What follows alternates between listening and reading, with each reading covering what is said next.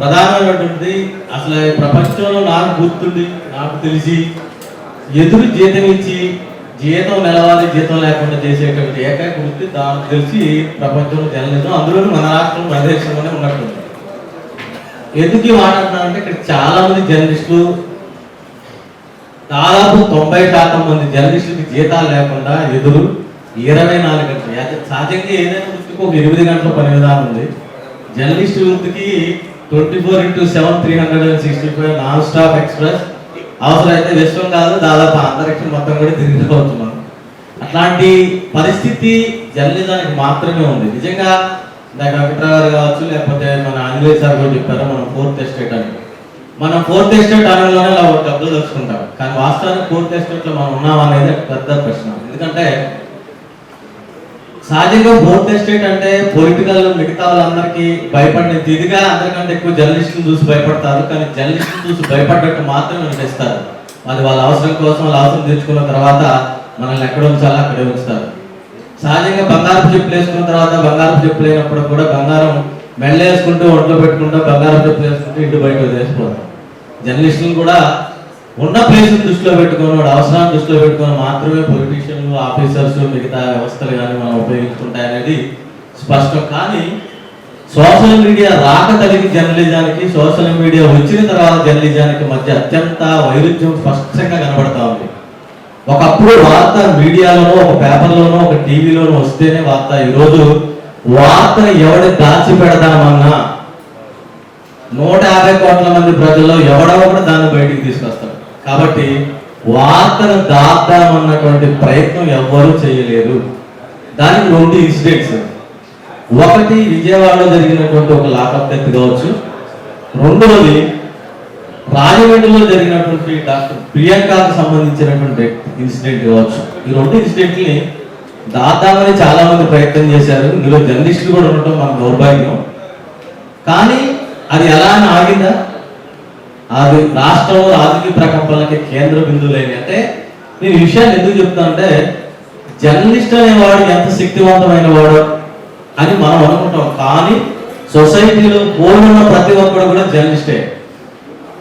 ఈ ఫోన్ దాదాపు 8 కోట్ల మంది దగ్గర ఉందో నాకు తెలియదు, కానీ అన్ని కోట్ల మంది కూడా జర్నలిస్టే. ఎందుకంటే ఈరోజు ఒక ఇన్సిడెంట్ జరిగితే ఆ ఇన్సిడెంట్ తీసి ఈరోజు మనకు చాలా మంది ఏంటంటే ఒక వార్త పేపర్లో చూసో లేకపోతే టీవీలో చూసో ప్రజలు తెలుసుకునేవాళ్ళు.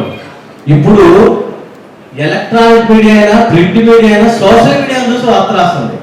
That is the change of the journalism. ఈ జర్నలిజం సిస్టమ్ మారింది, బట్ మనం కూడా మారాలి.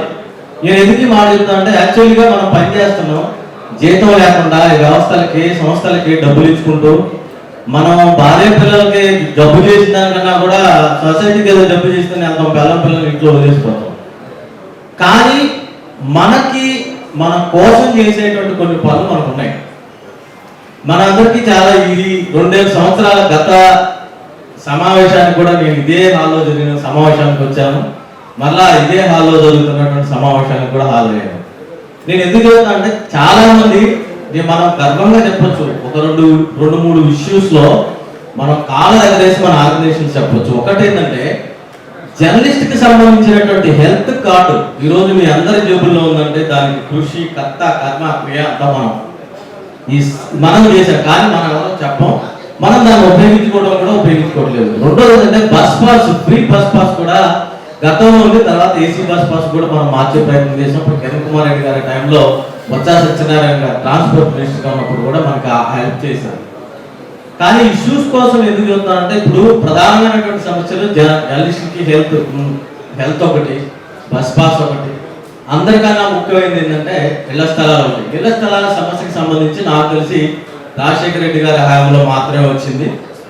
ఆ తర్వాత దాదాపు వరకు కూడా ఏ ప్రభుత్వం కూడా ఇస్తామని చెప్పారు కానీ ఎవరూ ఇవ్వలేదు. ఇందాక సోమిరెడ్డి చంద్రమోహన్ రెడ్డి గారు చెప్పారు, మా నియోజకవర్గంలో కొంతమందికి ఇచ్చే ప్రయత్నం చేశామని. చాలా మంది ఇక్కడ మన జిల్లాలో ఉన్నాం కాబట్టి ప్రతి ఎమ్మెల్యేలతో మీకు యాక్సెస్ ఉంటుంది. మీ జిల్లాలో ఒకళ్ళే మినిస్టర్ ఉంటారు కాబట్టి మీకు 1-2 మినిస్టర్స్ ఉంటారు కాబట్టి ఫుల్ యాక్సెస్ ఉంటుంది.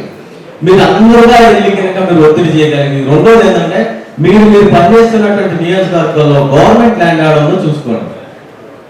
ఎక్కడ ల్యాండ్ ఉంది, ఎక్కడ విఆర్ఓని, ఎంఆర్ఓని మీకు బాగా పరిచయం ఉన్నవాళ్ళు వాళ్ళతో రెగ్యులర్గా వాళ్ళతో ర్యాప్ ఉంటుంది కాబట్టి అడిగి తెలుసుకొని వాటి విషయంలో మీరు ఫాలోఅప్ చేయగలిగితే మన ప్రధానమైనటువంటి సమస్యలు, మన వృత్తి సమస్యలు ఎప్పుడూ ఉంటాయి. అవి తీరే కాదు, సచ్చే కాదు, కానీ మన హెల్త్ ఇష్యూస్ కావచ్చు, లేకపోతే మనకు ఏదైతే మనకు కావాలి అత్యంత కేర్ అనుకుంటున్నటువంటి హౌస్ హెల్త్ ఇష్యూ కావచ్చు, ఇక్కడ మన వెంకట్రావు గారు కావచ్చు, లేకపోతే ఆంజనేయ సార్ కావచ్చు, మేము కావచ్చు, మేము గవర్నమెంట్ ఎప్పటికప్పుడు అన్ని ఆర్గనైజేషన్స్ కూడా పూర్తి స్థాయిలో పెద్ద ఎత్తున మనం సమస్యలు ప్రభుత్వం దృష్టికి తీసుకెళ్తున్నాం. భవిష్యత్తులో కూడా ఈ ఇష్యూస్ ఇట్లానే ఉంటాయి అనుకోవచ్చు. కానీ ఉన్న సమస్యలు ఏంటి, మరి ఏ మేరకు మనం ప్రయత్నం చేసి వాటిని సాధించుకుంటాం అనే దాని మీద మనం అందరూ కూడా ఆధారపడి ఉండాలని చెప్పేసి, అలానే మనం ఒక్కరిమే పని చేయడం కాదు, మన ఆర్గనైజేషన్ 1-2 ఆర్గనైజేషన్స్ కలిసి పని చేస్తేనే కాదు, జర్నలిస్టులు అందరూ కూడా అందరినీ కలుపుకు వెళ్ళి కింది స్థాయిలో అందరం కలిసి పనిచేస్తేనే జర్నలిస్టులు అందరూ సమస్యలు పరిష్కారం అవుతాయి. అంతేగాని మన ఆర్గనైజేషన్ పెద్దది కాబట్టి మన ఆర్గనైజేషన్ ఇంకొక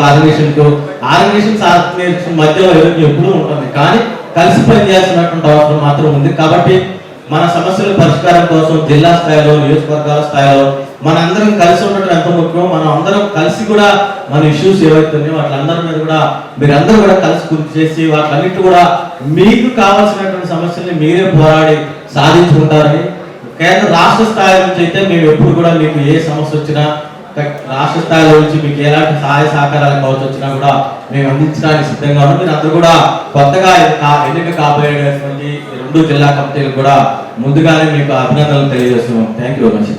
Viswasai NEET medical academy. Doctor కావాలనుకోవడం మీ ఆశయమైతే మీ ఆచరణకు ఒకే ఆలోచన విశ్వసాయి. నీట్ లో సీటే మీ లక్ష్యమైతే ఆ లక్ష్యాన్ని ఛేదించగలిగే ఒకే ఒక్క చోటు విశ్వసాయి.